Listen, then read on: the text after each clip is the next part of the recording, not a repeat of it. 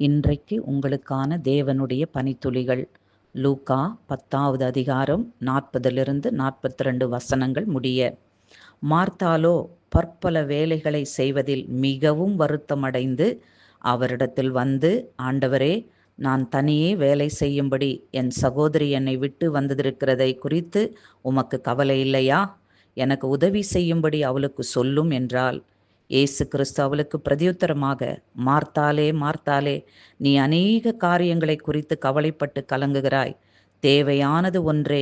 மரியாள் தன்னை விட்டு எடுபடாத நல்ல பங்கை தெரிந்து கொண்டாள் என்றார். ஆமேன்.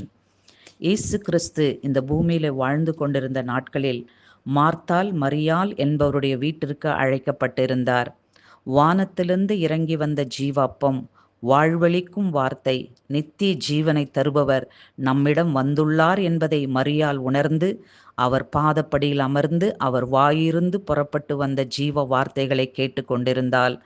ஆனால் மார்த்தாளோ அந்த ஜீவ வார்த்தைக்கு தன் செவியை சாயாமல் பற்பல வேலைகளை செய்ய அவள் மனது சிதறடிக்கப்பட்டிருந்ததால் மிகுந்த வருத்தத்தோடு வந்து ஆண்டவரிடம் குறை சொல்லுகிறாள்.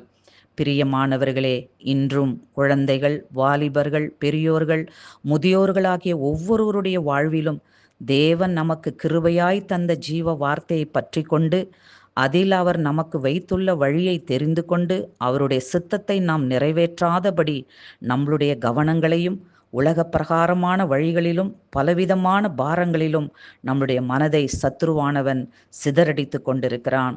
நாமும் மார்த்தாளைப் போல ஏன் தேவன் இதை என் வாழ்வில் அனுமதித்தார் என்று தேவனிடம் குறை சொல்லி கொண்டிருக்கிறோம். இன்று இப்படிப்பட்ட மனநிலையோடு கூட கேட்டுக்கொண்டிருக்கும் எனக்கு அருமையானவர்களே, நல்ல பங்காகிய ஜீவ வார்த்தை நோக்கி பாருங்கள். அப்பொழுது அவர் உங்களை செவையான பாதையில நடத்துவார். Amen. God bless you all.